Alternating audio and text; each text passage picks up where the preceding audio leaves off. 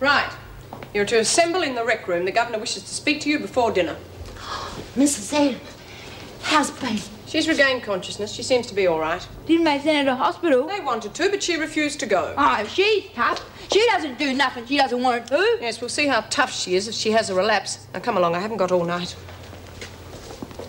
I do not have to remind you that you are in here because of crimes committed against society. This is a prison, not a holiday camp. Say that again. There are rules and regulations which must be followed. Any further outbreaks, like that disgraceful display of violence in the dining room today, will not be tolerated. As a result, one of the prisoners was very badly injured, as well as Mrs. Morris. I didn't know that. No, it's really... As punishment, there will be no buy-up privileges for 2 weeks, and a fine will be deducted from each prisoner's wages to cover the damage to government property. I would also like to point out that in an institution like this, it is inevitable that some personalities are stronger than others and therefore emerge as apparent leaders of the group.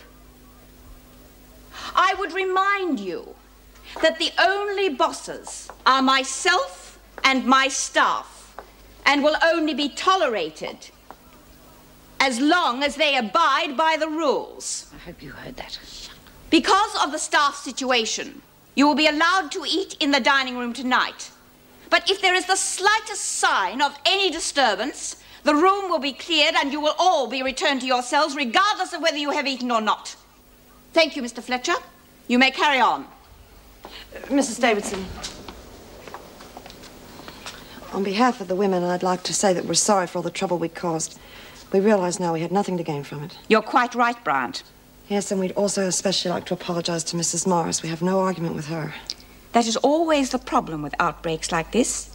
People are killed or badly injured for very little reason. How's B, Mrs. Davidson? She going to be all right? Apparently so. But she's being kept in the hospital overnight for observation. Oh, that's good. Jeez, we get little enough. No. All right, everybody, settle down. You're all to wait here until the dinner bell.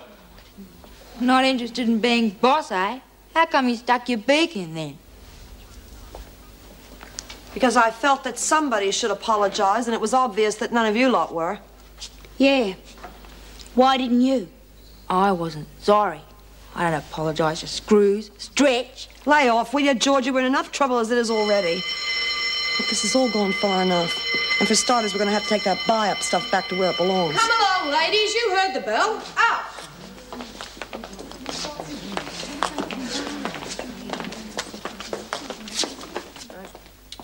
Bob will be chewing on the coffee table by now. Oh, you must be getting used to disruption since you were married. Well, he could live without them. Couldn't we all? Oh, Jim, by the way, I'll be a bit late tomorrow morning. I just want to tell Gaffney that job is still open for her. Well, can't you phone? The phone's been disconnected. I'll only be about an hour late. Oh, I'd prefer it if you weren't. I am supposed to be the official careers officer around here, and I have done my share of overtime lately. Surely I'm entitled to some leeway. I mean, it's not as though I'm gallivanting around enjoying myself. I'm still working. All right, all right. Keep your shirt on. I'll get someone to cover for you. Thank you very much. Good night. Good night. Wayne? I was just wondering, what are we going to do with the money afterwards? Listen to me. The money. What are we going to do with it afterwards? I thought we'd throw it on the floor and make mad, passionate love on it. Seriously? I don't know. Pay back Maxie, buy a few pretties, take a trip maybe. How do you feel about Japan? We wouldn't get as far as the bus stop. We'll take the plane. Wayne, love, we can't go spreading the money around straight away. It'll be hot. Cops have got stoolies all over the joint. Won't take them long to work out where it's coming from. What about Maxie? He's not going to sit around and wait for his day. That's why we're doing the job. I reckon I can talk him into laundering the dough. We pay him, and then we get him to spread the word around that we're still broke. That way no one will be any the wiser. What about the rest of it? Well, I thought we could put that in a safety deposit box under a false name, and we leave it there for 12 months, till the heat's off. What do we do for brass in the meantime? We work. I've still got my job, and you can pick up something if you try. The main thing is that we're free of Maxie and his mugs. Don't worry. The next 12 months will go by easy. And from then on, it's plain sailing. 12 months is a long time. Not as long as it'll be in the can if the cops get onto us with the money. Hey, you're a pretty cluey lady. What else you pick up in Wentworth? Nothing you need to worry about. Got an idea. Tomorrow I'll borrow Baz's car, take you out and show you the layout for the job. With your brains, you might pick up something we missed. What about Basil? Now, he used to go with one of the girls from the factory. Can't take a chance on being recognised. Perhaps it's just as well. I seem to be the only person that's thought this job through.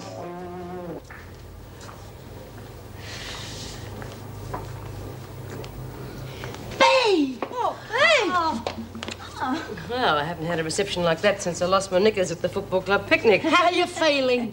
Fit as a fiddle. Now remember, Smith, any dizziness or headaches, you report straight to the sister. It could be concussion. I'll be okay. Oh, I thought you'd never go. Oh, what's up, Pete? Oh, I've got a splitting headache. You said you was okay. Oh, until it screws it, haven't I? Packed me off to hospital straight off. You heard what Fletch said? Look, it's not concussion, it's just a headache. Oh, crikey. I'm not going to any hospital. Jude and the mob just love that opportunity, wouldn't they? Oh, but that's all over now. Jude was just as worried about you as we were, and you're still top dog. Yeah, and all our buy-up stuff's been given back. Yeah. Jude fixed that too, and just as well, because of that bust-up, we lost all our privileges for 2 weeks. So I was wrong about Jude, and so are you. Oh, I better make it up to her, I suppose. Now, look, just to make sure there are no hard feelings, we'll share our buy-up stuff with the ones that haven't got any. Oh, no. Look, Georgie, most of this happened because of you. Now, don't go complaining about the price you have to pay. You're getting off lightly, if you ask me. I go and see Jude.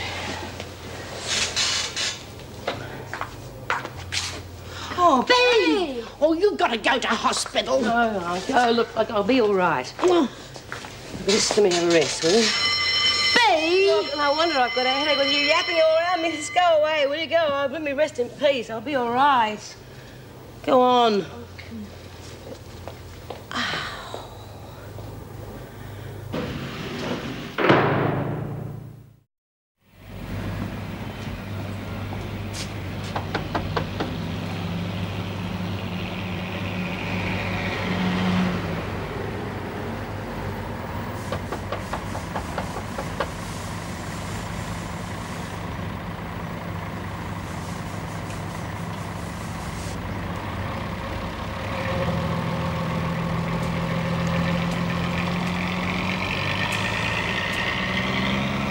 They gone out.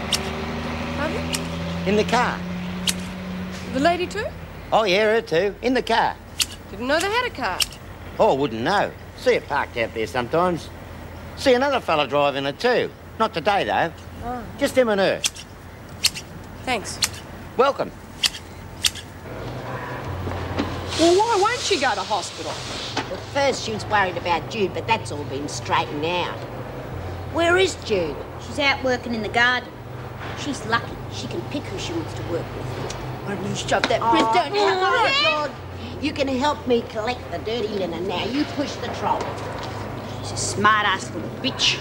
It's not all her fault the way she is, you know. Well, that's a different tune coming from you. Well, I've been thinking. Took a lot of guts for her to survive the childhood I gave her.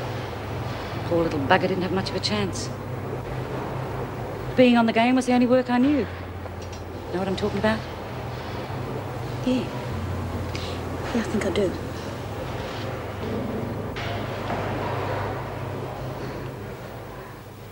I'm gonna get out of the tunnel. Get out. I gotta get out. There's no air. No air. I can't breathe. I can't breathe. I can't breathe.